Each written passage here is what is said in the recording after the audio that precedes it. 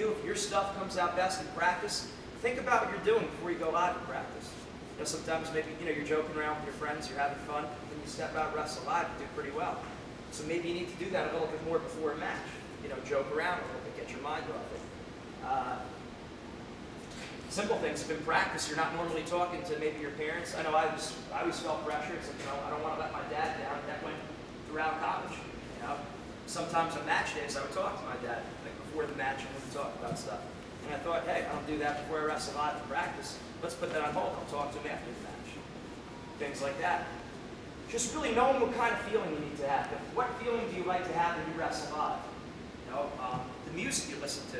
I used to think that, to get warmed up for my match, I had to be listening to the Rocky IV soundtrack or Pantera, Metallica, something like that. And I started changing it up. I started listening to music that just gave me more of a good feel, like 80s music or dance music, or whatever you guys like. NSYNC, Backstreet Boys.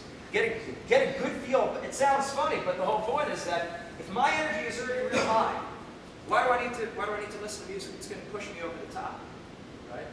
Listen to music that pulls you back a little. And music has a way of kind of getting to the feeling center of your brain better than other things. So those are the type of things I would recommend. Wearing a singlet or headgear in practice while you wrestle live. Again, another thing that sounds funny, but if you wear a singlet in practice and a headgear, when you wrestle live in a match, it's more the same thing. As opposed to when you put on your singlet, you don't normally do that in practice. Already in your head, you're like, this is a special situation. This is more important because my singlet's on, my headgear's on. So try to make it as similar as possible. Those are just some tips right offhand, I'd say. But try not to make it. Knowing what you need to tell yourself. Are you having fun? Are you warming up? Here's another thing. When you wrestle live in practice, how long do you guys drill before you go live? Roughly. About 45 minutes an hour.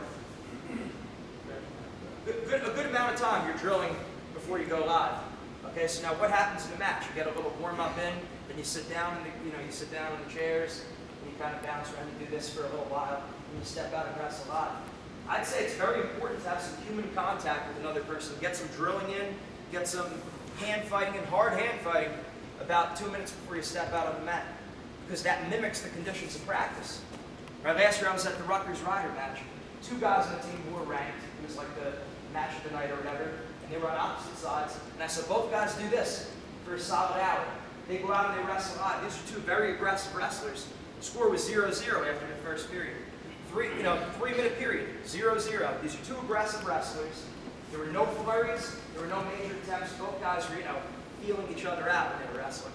That's bullcrap. If you put those guys in the practice room, there's no way in hell that there's not many points up on the court, or at very least a couple flurries in that 3-minute period. And I attribute that almost entirely to getting your motor running before you step out on the mat. So have some drilling, have some kind of hand fighting, something you're doing before you step out on the mat. Very important to mimic the conditions in practice. Long-winded answer, but a good one nonetheless. What else?